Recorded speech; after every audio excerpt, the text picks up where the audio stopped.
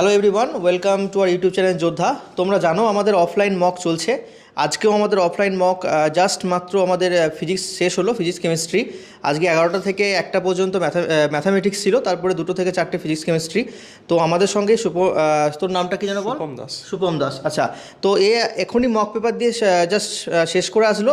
তো জাস্ট তোমাদের জন্য যারা মক পেপার দিতে চাইছো অফলাইনে, তোমাদের জন্য ওর কাছ থেকে জাস্ট একটা রিভিউ আমরা জেনে নেবো যে মক পেপারের বেসিক কেমন ছিল, ওর কেমন লেগেছে মক পেপার। জাস্ট তোমাদের জন্য একটা রিভিউ। বল তোর ম্যাথস কেমন লাগলো প্রথমে? ম্যাথস পেপারটা মোটামুটি সব চ্যাপ্টারই টাচ করে দিয়েছে।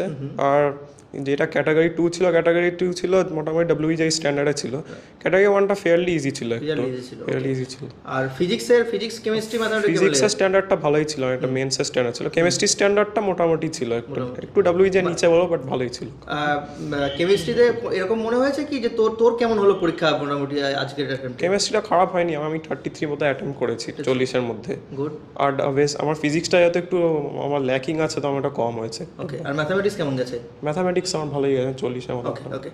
তো তোমরা দেখতে পেলে কোশ্চেনের লেভেল নিয়ে। যারা নেক্সট মক দিতে চাইছো তারা নিচে দেওয়া নাম্বারে অবশ্যই আমাদের সঙ্গে কন্ট্যাক্ট করো ফর নেক্সট অফলাইন মকের জন্য। Thank you.